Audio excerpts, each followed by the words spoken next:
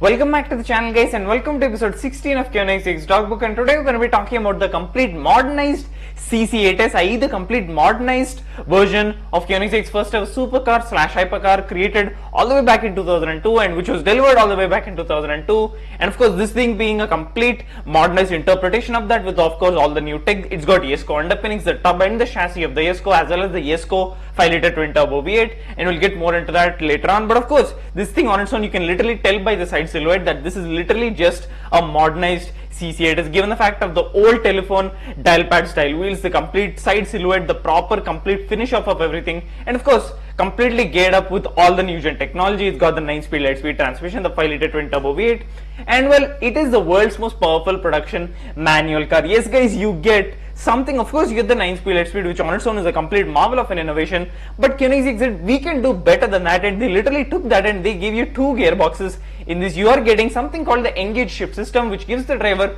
2 options or 2 gearboxes, i.e. a 9-speed automatic gearbox or a 6-speed gated manual. I mean, a 6-speed gated manual in this day and age, hooked that too in a Koenigsegg. I mean, what else could you ask for? And in terms of this thing's music, well, we'll be taking a listen to the music of the CC850 in some time, and of course this thing spits flames on demand, and the throttle response of this is completely unparalleled, and I haven't heard any car go as quick to 7,800 RPMs as quick as this. And of course we'll take a look at that in a bit. But of course the look of this, guys, I mean, it looks stunning on its own. I mean, the complete look of a Koenigsegg on its own, or any Koenigsegg, that is completely stunning on its own. And of course you got your basic complete carbon fiber Kevlar pre-impregnated body, and of course the same jesko 5-liter twin turbo V8, and this has the jesko absolute fitment, if you will, because this only has the triplex damper in the rear, similar to the absolute. But of course the same 5-liter twin turbo V8, but this does not make 1600 horsepower, although it would be good. Christian wanted to make this a completely different car than the jesko, be it the absolute and the attack. And of course this is a complete driver's car with of course the tracking capabilities that most Koenigseggs give, and of course the same 5-liter twin turbo V8, but this makes 1185 horsepower on normal pump fuel, which is a lot, but it goes higher than that because it makes 1385 horsepower with the 85 in the tank, and it can generate a maximum of 1385 Newton meters of torque, and of course all power going right to the rear wheels. But not just that, this thing also weighs in at a curb weight of 1385 kilograms, a 1:1 power to weight ratio, following in the footsteps of the Koenigsegg 1-ton, which was one of the first ever production cars to do it. And well, the CC850 is following up right behind it. And well guys, I mean, this has a shit ton of features. I mean, first of all, a 6-speed gated manual in this day and age in a 1385 horsepower Koenigsegg, well, that is literally is pushing the boundary on its own. And the same 5-liter twin turbo V8, and the power was actually toned down to give this a complete naturally aspirated feel in terms of the engine, because of course the jesko has a very minimal amount of turbo lag, but Christian wanted to make this as completely as much of a naturally aspirated engine, although being twin turbocharged. Hence this thing has completely been toned down, although it has been toned down to 1385, which is in no way a small amount, guys. I mean, 1385 horsepower rear wheel drive, a 6-speed manual hooked to it. I mean, what else could you ask for? And of course that thing had been toned down to 1385 horsepower, and hence this thing has zero turbo lag and literally goes as soon as you put your foot down on the throttle. And well, in terms of the music of the CC850 and the flames, let's just take a listen. Do you reckon we can start it up? I think we should. Go for it.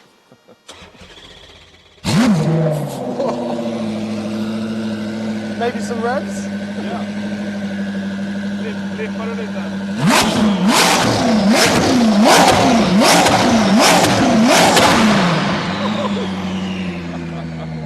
And well guys, as I said, pure V8 bliss. I mean guys, which any V8 or especially a twin turbo V8 can you think of that spits flames from the factory? No V8, especially an any V8, forget a twin turbo V8 can do that. But nevertheless, Koenigsegg on the other end put in a 5-liter twin turbo V8 hooked to a 9-speed light speed, which on its own is a complete marvel of an innovation, and that on its own comes with the engage shifter system, which on its own gives the driver 2 gearboxes, a 9-speed automatic or a 6-speed gated manual in this day and age, hooked to a 1385 horsepower twin turbo V8, a 1:1 power to weight ratio, a complete rear wheel drive beast, and as well as a complete driver's car and a complete analog feel, in terms of the fact of course the 9-speed light speed literally having no external flywheel connecting it to the engine, thereby resulting in zero loss of inertia. And of course, as I said, the jesko jesko has very little bit of turbo lag, whereas this literally has zero of it, thereby giving the complete authentic feel of a proper naturally aspirated engine, although being twin turbocharged. And the sound of this, well, you all heard it sounds magnificent AF, and this thing spits flames on demand.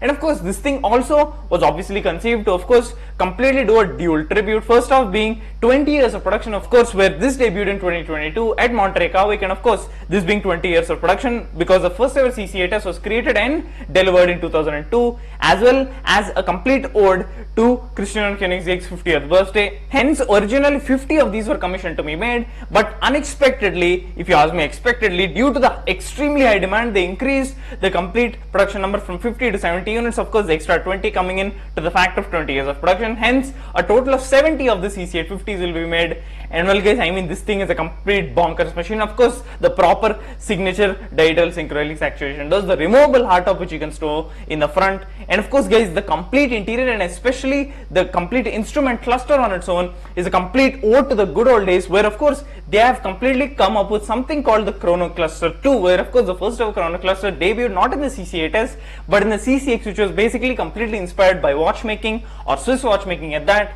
And of course, this is basically where all three needles have one same origin point and they all go through one single very big gauge. And as you guys can see, on the exterior you've got the RPM gauge, in the middle you've got the speed gauge, and right smack dab in the center you've got the turbo boost gauge. And hence, this being a complete masterpiece, I mean, this is literally beautiful to look at. And in a time where everything is digital, where you've got these big massive screens, the jesko is a very key example where you've literally got a complete phone or a tablet screen just hooked and connected right to the steering wheel and rotates along with the steering wheel. Meanwhile, they have made something in a complete analog way to give it a complete ode to the good old days, where of course everything was analog. And of course, the complete 6-speed manual, the way it works, although this being a 9-speed light speed, you are getting a complete 6-speed manual where you in fact get a proper third pedal as well as a proper manual shifting experience. And it actually has a lot of technicalities, as I'll talk about in a bit. But I mean, the way they worked around it is completely fascinating. And the fact is, the complete connection between the clutch pedal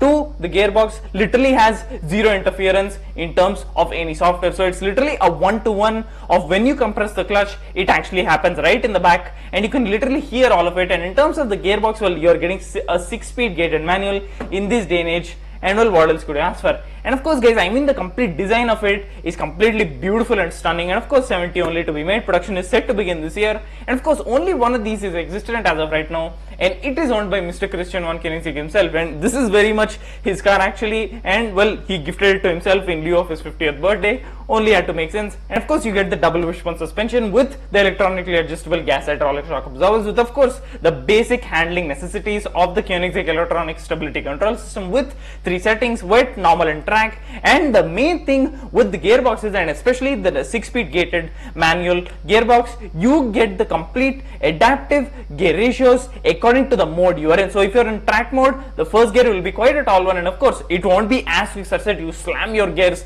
here and there. It is actually quite analog and gives a complete authentic 6-speed manual feel, and well, a complete analog car. And so on. And of course, guys, in terms of the interior, you get a complete beautiful interior with of course carbon fiber buckets with memory foam, you complete beautiful art piece, i.e. the Chrono Cluster 2, which of course, guys, I mean, now you've got your big huge screens all over, everything digital, where this of course takes it back a notch and of course takes it back to the good old days where everything is analog. You got proper needles, proper full on properly physically written gauges, and of course it on its own is a complete masterpiece. And everything other than the infotainment screen of course is completely analog, and that on its own is really beautiful. And one of the biggest noticeable parts of the interior is of course you get a proper circular steering wheel. You don't get a rectangular style steering wheel or a steering wheel which is completely circular but completely flat on the bottom.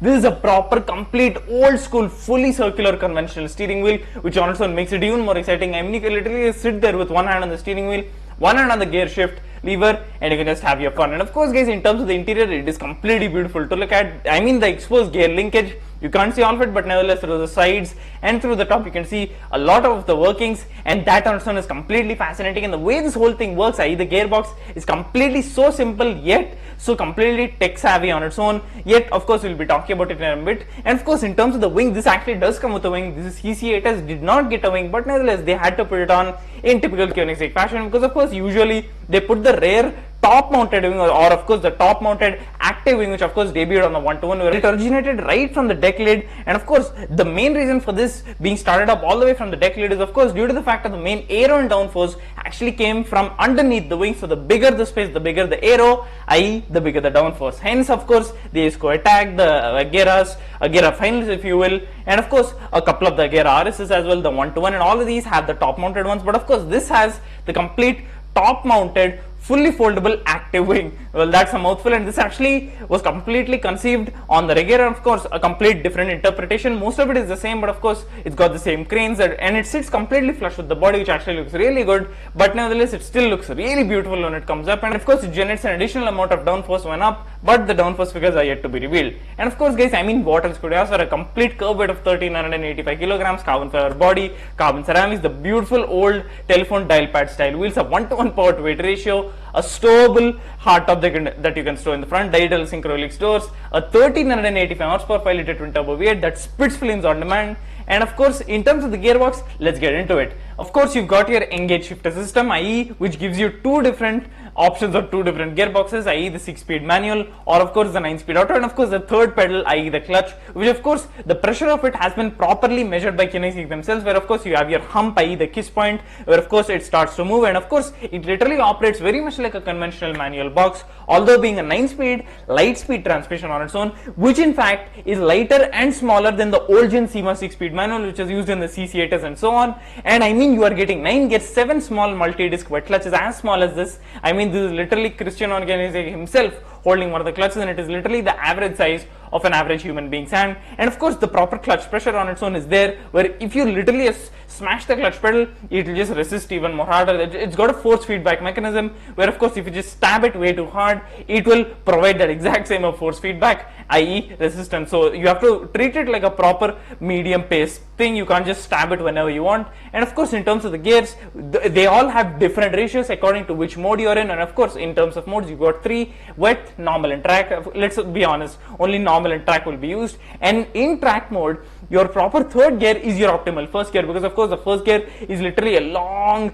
gear as you'd see in most race cars. Hence third is the most optimal gear in terms of being the first gear, and of course that is only in track mode. And of course all the different gears have different ratios. In track you've got your proper sort of long going gears, but you don't want that much of a long gear or any long gear at all in terms of the normal mode, where of course your second gear is your first gear in the normal mode, where in track mode third gear is the equivalent of the first gear, where in normal mode the second gear is the equivalent of the first gear. And it's of course not like you have to short shift or just keep shifting very quickly. It's not like a toy or anything. It gives the proper emotions as you'd get and expect from a proper 6-speed manual, and this being a proper light speed transmission on its own, and given the fact that you have to treat the clutch well and you have to treat it very well in order to not burn the clutch off, but nevertheless it won't burn off obviously, but nevertheless it will just provide the force feedback back towards you, and that will just hinder your experience even more. And of course you've got your basic stuff, where of course you can't go to a too low gear when it's in too high RPM, or you can't pull out of a gear when it is not at a correct rev match, or the correct amount of clutch pressure hasn't been applied. So your basic stuff that you'd expect from a conventional manual box is there right here. And as I said, this thing is smaller and lighter than a SEMA 6-speed manual, and the second gear in the normal mode, which is the optimal first gear, as I said, is literally the same gear ratio as a SEMA 6-speed manual, thereby just showing how they've come. They've made it a lighter one, a smaller one, a one which on its own gets two different gearboxes, a 9-speed auto or a 6-speed manual, and of course a proper third pedal in this 7 small multi-disc wet clutches as small as this, and you've got this much of technology, thereby just showcasing how far they've come all the way from the CC8s to now. And well guys, they'll just keep on redefining the odds and just making the impossible possible. And of course in terms of the automatic gearbox, you literally just need to slot it right into the bottom right gate, which automatically makes it the 9-speed auto. You literally don't have to press any buttons or change any settings. It's literally so simple that you literally just flick it into the bottom right gate, and well, you've engaged the automatic gearbox. And it is such a clever system, such as where if you are using the 6-speed manual gearbox, you have to compress the clutch if you want to go into reverse. But if you are using the proper automatic gearbox, i.e. if you are already in drive, you literally don't need to use the clutch and you can automatically go into reverse, thereby just showing how clever the system is and how it properly works, and how everything, the clutch pressure has to be properly applied. You can't just stamp it, else it will just bounce back the resistance. And of course guys, I mean, what else could you ask for? The way this works in terms of a 9-speed light 5-speed transmission, which on its own is smaller and lighter than the old gen SEMA 6-speed manual. You get 2 gearboxes, a 6-speed gated manual, all different ratios in terms of which mode you are in, and of course the option of course if you are literally stuck in a traffic jam where of course you literally don't want to hurt your left leg by just compressing the clutch and moving a couple feet or a couple centimeters at that, you can literally just slot it into the bottom right gate where it automatically becomes the automatic gearbox. And the fact of the force feedback mechanisms on the clutch as well as the gear lever, where of course in terms of the clutch if you just stab it right hard, it will just bounce back that feedback and just feed the resistance right back to you. Same with the gears, where of course you can't go to a too low gear into high RPM, you can't pull it out of gear if there is not a correct rev match or if there is not the correct amount of clutch pressure being applied. So it is literally very simple yet so technical, yet with the fact of the LST being smaller and lighter than the 6-speed SEMA manual, yet it being properly operated and it working with of course the proper link in terms of the clutch pedal to the gearbox, where it's literally a one-to-one movement where your pedal movement and or your foot movement is on point with what is happening in the gearbox. So everything is directly linked, there's no software intervention in the middle, it is literally a direct link with everything and gives the most authentic, the most proper analog feel you will ever find. And in this day and age, that is something that is extremely rare. And of course, us being car guys, I mean, who's gonna drive it in auto? I mean, maybe sometimes if you're stuck in a traffic jam, but when the roads are open, I'd rather be throwing the gears here and there. And of course, I'll just put it in track mode on roads, just like that. And of course, the fact of the gear ratios being adaptive when it comes to the modes, that on its own is very much more user friendly, and the way it literally does the work for you and of course provides you the most optimal gear, i.e. in track mode, the most optimal first gear, i.e. the equivalent of first gear is the third gear, and in normal or road mode the most equivalent of the first gear is second gear. So thereby it matches the revs, gives you the most comfortable experience or gives you the most track worthy experience depending on which mode you're in. And the fact that you literally can change from the 9-speed auto into the 6-speed manual by literally just bringing the gear lever into the 6-speed manual box, literally without pressing any buttons or changing any settings. And you can literally do the same by swapping from the 6-speed manual directly into the 9-speed auto by literally just putting the gear lever into the bottom right gate and directly engaging the 9-speed auto. I mean, you literally don't have to press any buttons, change any settings, it's literally right down to the wish of the driver. You can literally just do it as per your own wish and literally just do it whenever you want. I mean, this literally showcases how far Koenigsegg has come guys, from all the way from the CC8S to the CCR, CCX, CCXR, the Ageiras, all the way to the Agera Rs, Agera RS, and all the way on the 1-to-1, of course, being the first ever to have the 1-to-1 power to weight ratio, one of the first ever production cars and the first ever Koenigsegg, and this following in the footsteps of that. I mean, the 1-to-1 power to weight ratio on its own is completely mind boggling,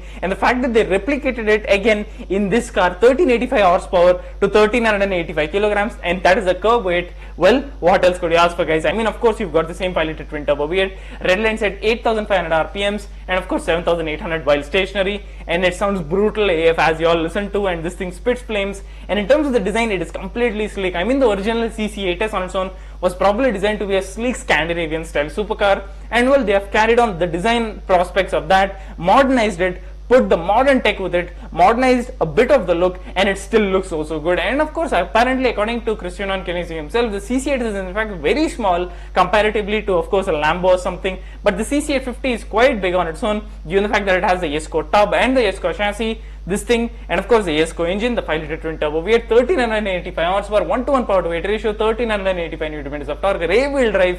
What else could you ask for? And the fact of the main pièce de résistance, i.e. the 6-speed manual. I mean, what else could you ask for guys in this day and age where of course everything is digital and you have all your auto drive or whatever in these electric cars, which are of course shit boxes. You are getting something of this caliber in this day and age hooked to a 1385 horsepower twin turbo flame spitting V8.